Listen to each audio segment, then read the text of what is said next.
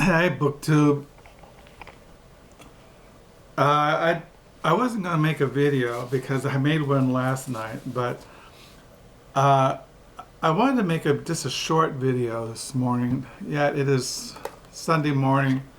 It's the last Sunday of January 2017. It is the 29th of January. It is 10:43 in the morning here in West Michigan by Lake Michigan. I'm sitting here writing. I didn't mention in my last video that this morning I'm on page 78 of my 2017 diary. I have Tuesday is the last day of this month, and then I'll put my January 2017 diary down into the lower level into a plastic bin. And then I will start on Wednesday my February 2017 diary, if I'm not dead. Wednesday, this coming Wednesday is the 1st. We have 333 more days to go through on the 1st of February. The 14th of February is Valentine's Day. My wife leaves for Phoenix, Arizona on the 17th of February and comes back in March. She's going down to spend 2 weeks with our daughter, who will be having their third child, Jack Stewart. And I'll be alone here for 2 weeks. Rudy, our old dog, and myself. But this morning I wanted to just make a video, not only mentioning my 2017 diary. I forgot. Oh, you know what this is? I keep track of all that I buy every year, the books and CDs, and this is what this is: 12 pages of purchases. I spent last year on CDs and books from credit cards around $2,844. I usually spend around $3,000 on books and CDs and credit card, Amazon primarily. So, gotta keep track of everything, history. But yesterday, as I said, I volunteer at the local library used bookstore, the Book Nook. And I got some books, which I'll mention. But one book I did, this is my free book for volunteering. I brought home Paul Thorax, The Deep South. Deep South, 4 Seasons on Back Roads. For those who watch my videos know that I collect the writings of Paul Thorax, his travel writings, his novels. He might have written other things, autobiography, biography. So I've been reading that about the Deep South, going through Mississippi, Arkansas, Alabama, Louisiana. Those who watch my videos know that we spent 5 years in Jackson, Mississippi, where I went to Reformed Theological Seminary, a conservative evangelical Presbyterian seminary there in the Deep South. And we lived there for 5 years. And when I was in seminary, I didn't have to, but you were assigned preaching assignments. And I preached throughout Alabama, Mississippi, sometimes in Louisiana, and I'd have to drive to these small little Presbyterian churches and lead the services, the church services, preach, and sometimes in the morning and sometimes in the evening, and sometimes I have to drive 2 or 3 hours to these little churches out in nowhere. And then they would take, I used to take our oldest son. He was about 2 or 3 or 4 years old. I'd take him with me, and he would sit with all the old ladies as I would preach the Bible. and then they would feed us, take us to some cafeteria, or take us to somebody's home and give us a meal. And usually they paid me $100 for preaching, so it helped with our finances because my wife did not work full time when I was in seminary. So yeah, I have an appreciation for the Deep South. The poverty, the people, they're friendly, but it was an interesting experience. And so I'm really enjoying this book, The Deep South. It's his travel memoirs going throughout the Deep South, and I like the photos in the book. You can see the starkness, the photos in the back. I like to get a hardback edition. I like the photos. So, but so I got that. But I was, one thing we don't talk about in BookTube is newspapers or magazines. And this morning, my wife and I, we went downtown to pick up newspapers, and I bought a book, which I'll show in my next video. But my wife buys the Wall Street Journal weekend edition. Now, I don't read newspaper. My wife is really into newspapers. This is like my wife's newspapers. She loves sitting down in her easy chair and going through 2 or 3 Sunday newspapers, and she'll sit there and read them throughout the week. But when I like the Wall Street Journal because I like the magazine, I like the photography in the Wall Street Journal. I like fashion photography. I like these kinds of the photography in the Wall Street Journal.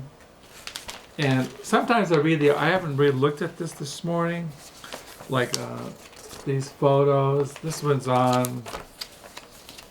is a photo on La Akei, mountain high. For centuries, the scenic Himalayan region of La Akei, India forges tranquil identity and relative isolation. Will it survive the forces of globalization? So yeah, I like photos like that.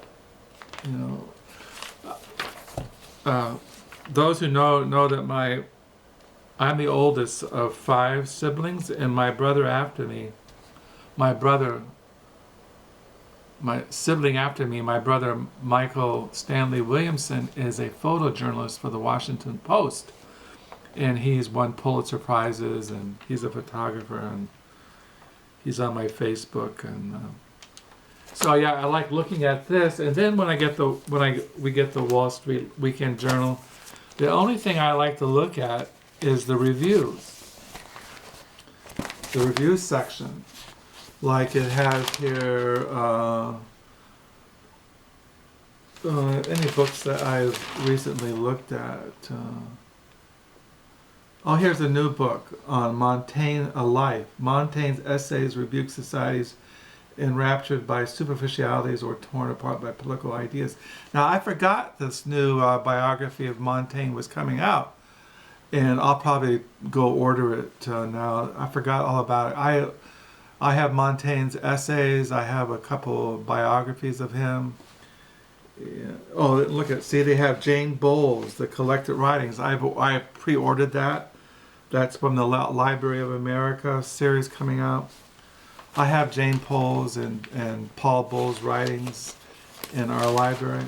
So I'll read that. And then there's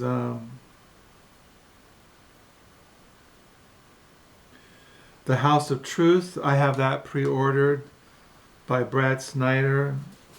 So I can read these reviews of the books that I have pre-ordered. Here's the new a review of the new Paul Astor book, 4321. And here's a biography of Apopcles. Apopcles. I just mentioned that I got that book. I ordered it, so there's an essay on that.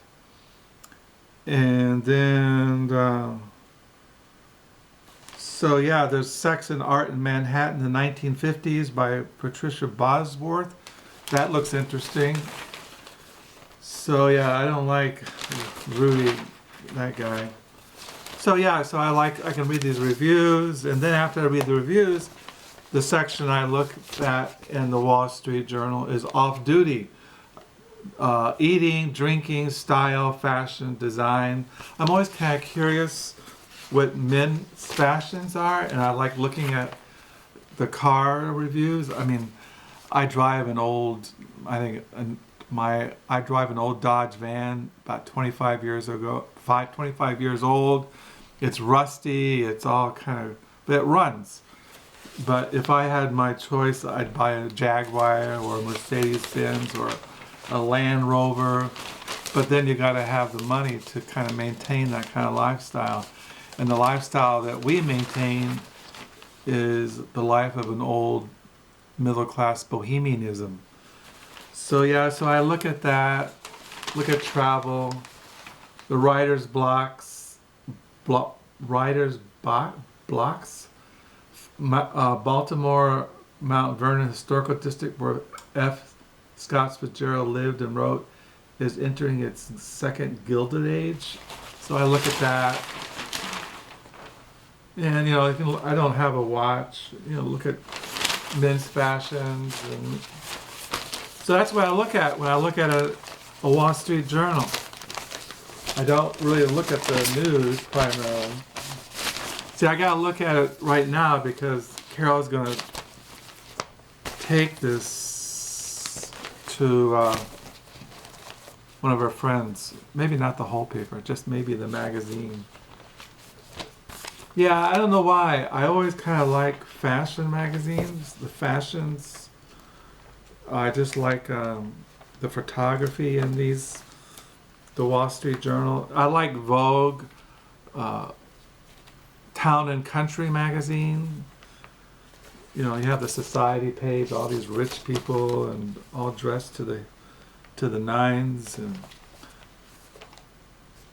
But yeah, so that's what I like. I like, you know, the photography.